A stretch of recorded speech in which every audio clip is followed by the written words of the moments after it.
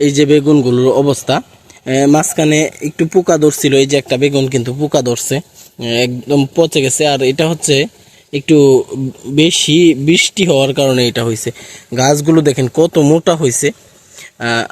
এটা একটা সম্ভবত ফলন উঠানো হয়েছে, আর নাকি ফলন উঠানোই হয় নাই, মানে একদম দু একটা গাছ থেকে ফলন উঠানো হয়েছে। এটা কিন্তু নতুন একদম ফলটা দেখুন কতটা ক্লিয়ার আর কত সুন্দর কালারটা, কি ধরনের আসছে। তো এগুলোতে আমি যেটা স্প্রে করছি এটা হলো পেগাসাস স্প্রে করছি, পেগাসাস। আর হচ্ছে আমি ছত্রাক নাশক একটা স্প্রে করছি। এখনো পর্যন্ত স্প্রে ভালো করে করতে পারি না। এই যে দেখেন পাতার অবস্থা তেমন একটা ভালো না, গাছের স্বাস্থ্য কিন্তু খুব একটা ভালো না। করতে পারি না আর একটা কারণ আছে, যেভাবে বৃষ্টি হচ্ছে এভাবে কিন্তু গাছগুলো টিকানোটাই খুব কঠিন। তবে যারা করতে চান এই বেগুন চাষটা যারা করতে চান তারা আগে একটু ভালো করে জানবেন বেগুন চাষটা কিভাবে করতে হয়। একটু কঠিন আছে। এই যে দেখুন, এই যে আমি আপনাদেরকে যদি দেখাই, এই যে দেখুন একটা পাতা, এটা কিন্তু পোকায় আক্রমণ করছে, কিন্তু আকাশের অবস্থা তেমন ভালো না, যার জন্য আমি স্প্রেও করতে পারতেছি না।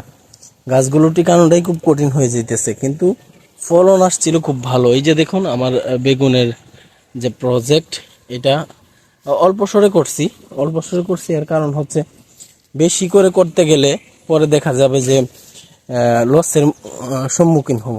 যেহেতু আমার এটা প্রথম, একদম খুব একটা দূরে কিন্তু আমি গাছগুলো দেই নাই, এই গাছগুলো ছোট, এগুলো পরবর্তীতে দিছি। দুই পাশের যে গাছগুলো আছে এই দুই পাশের গাছগুলো কিন্তু অনেকটাই বড়। এই যে এই গাছগুলো দেখেন কতটা সুস্থ সবল গাছগুলো। অনেকেই বলেন যে নিচের যে শাখা প্রশাখাগুলো আছে সেগুলোকে ভেঙে দিতে, কিন্তু আমি সেটা করি নাই। এই যে দেখুন ফলনটা, এটা ওইটাও কিন্তু ওই মাথায় ছিল আর এটা এই মাথায়। ও মাঝখানে আমি ফেরামন ফাঁদ যেটা আছে ওইটা কিন্তু আমি ইউজ করছি। আর আপনারা দেখতে পাচ্ছেন এই যে কুশিগুলো নিচ থেকে কুশিগুলো উঠতেছে, এই যে ফলন সেট হইতেছে। কিন্তু আমি কিন্তু এই কুশিগুলো চাইলে ভেঙে দিতে পারতাম, কিন্তু ভেঙে দেই নাই। দেখলাম যে যারা ভেঙে দেয় এর চাইতে না ভেঙে দেওয়াটা ভালো। এই যে দেখুন বেগুনের অবস্থা।